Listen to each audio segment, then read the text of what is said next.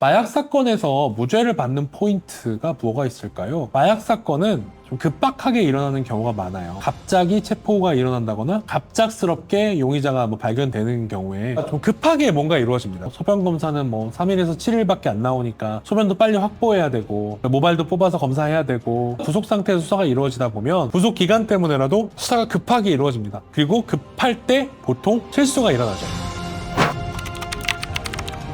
수사기관이 실수를 하는 경우가 많아요. 절차가 복잡하고 권리 보장을 해줘야 되는데 못하는 경우들이 많거든요. 어떤 경우가 있냐면 체포영장을 받아서 체포를 하는 경우에는 체포 자체의 불법이 일어나기는 사실 좀 쉽지 않습니다. 법원의 허가를 이미 받은 거니까. 그런데 갑작스럽게 수사를 하던 중에 긴급 체포를 해야 되는 경우가 있다든지 현행범 체포를 하는 경우가 있다든지 이런 경우에 체포 과정에 문제가 생기는 경우가 1차적입니다. 먼저 말씀드리면 긴급 체포의 경우에는 긴급성, 중대성, 필요성 세 가지 요건이 필요한데요. 긴급성이라고 하면은 지금 안 잡으면 안 되는 경우에만 긴급 체포를 하라는 거예요. 경찰관 분들 입장에서 이미 이 사람 이름도 알아, 주소도 알아, 주민등록번호도 알아, 혐의 사실도 어느 정도 증거도 있는 상태예요. 그럼 이 사람을 지금 긴급하게 체포할 필요가 있느냐, 이거 가지고 많이 싸웁니다. 그냥 체포영장 받아서 들어갔으면 될 거를 괜히 그냥 가가지고 긴급체포 유도한 게 아니냐. 그럼 수사관 입장에서 영장제도가 왜 있냐, 그냥 아무 데나 가서 긴급체포하면은 다 되는 거를, 그러니까 긴급성을 열심히 따져야 한다라고 저희는 항변을 하고, 그게 받아들여져서 이게 위법한 체포가 된다라고 주장하는 경우가 있죠. 중대성이나 필요성은 사실 인정 안 되는 경우가 거의 없어서 결국 진짜 긴급했냐를 가지고 다투게 됩니다. 현행범 체포의 경우에는 현행범이어야 돼요. 현행범은 체포를 언제 어디서 했는지도 중요하거든요. 지금 범죄를 저지르고 있는 게 명확하면 거기랑 시간적 장소적으로 인접한 곳에서만 가능합니다.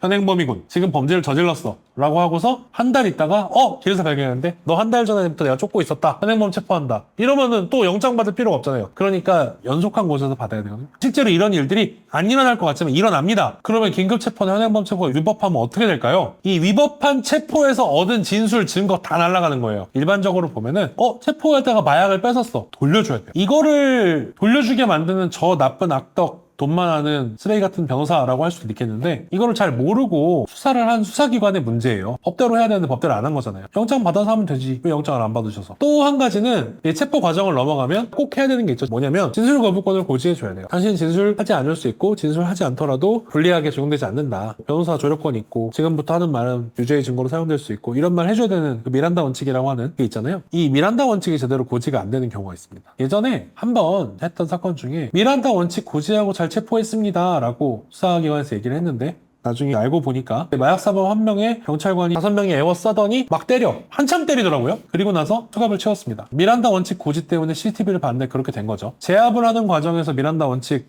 늦어질 수 있어요. 그런데 제가 그때 대충 세봐니까 3분 몇십 초 정도 때리시더라고. 그렇게까지는 안 때려도 되거든요. 이 경우는 체포가 위법한 거죠. 미란다 원칙 고지가 늦어졌으니까요. 독직 폭행은 별도로 하더라도. 또 이제 영사조력권, 비엔나 조약 관련된 얘기인데, 외국인을 자기 나라에서 체포, 구속 또는 구금할 때에는 영사 조력권을 고지해야 합니다. 니네 나라 영사가 널 도와줄 수 있어, 이걸 고지하지 않아서 풀어줘야 되는 경우가 종종 있습니다. 이거 의뢰인 입장에서 판단하기 어려운 것들이죠. 검사 과정에서도 위양성률이라는 게 있어요. 양성이 아닌데 양성이 나오는 경우가 있어요. 마약을 아예 안 했는데 오류가 난다기보다도 양성 판정을 하는 데 있어서 아주 조금의 마약 성분만 있어도 양성이라고 볼 수는 없거든요. 자연스럽게 들어갈 수 있는 물질이 있어서 기준을 정해놓는데, 그 기준치 때문에 원래는 음성인데 간이검사에서는 양성처럼 나오는 경우가 있어요. 여러분, 한강물도 정말 정밀 분석해보면 필로폰 다 들어있어요. 왜냐면 워낙 마약이 퍼져 있으니까. 그런데 정말 아주 조금만 들어있어도 양성이다 이러면 사실 수사 증거로서는 의미가 없는 거거든요. 그렇기 때문에 기준을 정해놓는데 그런 과정에서 위양성이 납니다. 수사기관하고 얘기를 할 수 있는 거죠. 정밀검사 나온 다음에 얘기하시죠 라고 할 수도 있는 거고, 요즘엔 디지털 증거를 많이 활용하기 때문에 텔레그램 대화 내용 아니면 카카오톡 대화 내용 이런 것들 있잖아요. 디지털 증거가 증거 능력이 있으려면 이 디지털 증거를 만들어낸 대화자가 나와서 이거 내가 얘기한 게 맞다라고 진술을 하고, 원본 데이터랑 변함이 없다, 결함이 없다, 수정 가능성이 없다, 그런 것들을 입증해서 증거 능력이 인정이 돼야 유죄의 증거로 쓰일 수 있는 건데, 그거를 이제 막아내면 증거로 못 쓰입니다. 이것만 유일한 증거인 경우에는 무죄가 나오겠죠. 이런 식으로 혐의에 대해서 전부 또는 일부 무죄를 이끌어낼 수 있는 방법들이 있습니다. 수사 과정에서. 마약 사건은 사실 형사소송법상 무죄 다투는 총화에 가까워요. 왜냐면 피해자가 있는 범죄들은 피해자 진술이 유력한 증거로 쓸 수 있고, 그런데 마약 사건은 피해자가 아니라 대부분 목격자나 공범의 진술이에요. 근데 목격자나 공범의 진술은 피해자의 진술과는 법적 성격이 다릅니다. 나랑 공범 관계에 있는 사람의 진술은 내 진술이랑 똑같아요. 내가 유죄의 증거로 하는데 동의하지 않으면 증거 능력이 없습니다. 그러니까 검사님은 너의 유죄를 입증하기 위해서 이만큼의 두꺼운 서류를 만들어서 꾸며놔요. 그럼 이 서류에서 근본은 그거예요. 검사님이 제출했던 증거를 너덜너덜하게 난도질하는 거. 이거는 증거 능력이 없고, 이거는 못 쓰고, 이거는 공범 진술이니까 안 되는 거고, 이건 그냥 수사기관 내부 의견에 불과하고, 이 증거는 이렇게 압수하면 안 되고, 그렇게 해서 다 날려야 돼. 그럼 남은 게 요만큼이 되잖아요? 이걸 가지고는 유죄를 할 증거가 없는 거네? 이게 사실 무죄를 주장하는 방법입니다. 그럼 도대체 어떤 건 무죄를 받아봤냐라고 한다면, 최근에 대법원에서 이제 파기환송된 사건 같은 경우에는 핸드폰을 마음대로 열어가지고 거기에 있는 자료를 가지고 징역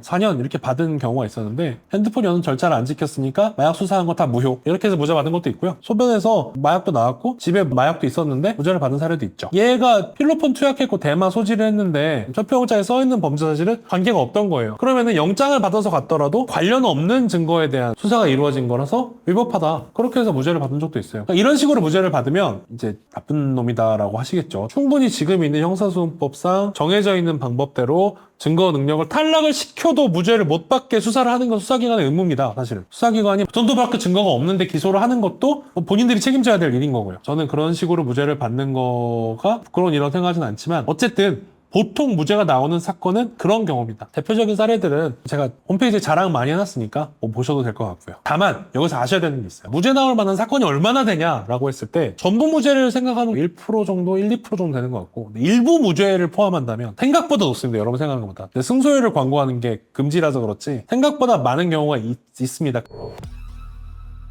이 무죄를 받는 기술은 결국은 양형에 있어서도 도움이 됩니다. 자백을 하더라도, 내 잘못을 인정하더라도 증거를 어떻게 잘라내느냐를 아는 거는 형사 변호사의 기본적인 역량이고, 바로바로 다툴 수 있는 사람을 선임하는 게 좋다고 생각을 합니다. 그 부분에 있어서는 어느 정도는 잘하는 편이다. 또 한 가지, 사실 마약이란 게 뭔지 알고 마약하는 사람들이 어떤 사람들인지 아는 게 중요하다고 생각을 합니다. 무슨 얘기인지 모르면 안 되잖아요. 보통은 변호사님들은 모르시니까. 그런 부분에서 전문성을 갖고 있다고 생각을 하니까 궁금한 점이 있으면 많이 물어보셔도 좋을 것 같고 연락을 해주셔도 좋을 것 같습니다. 감사합니다.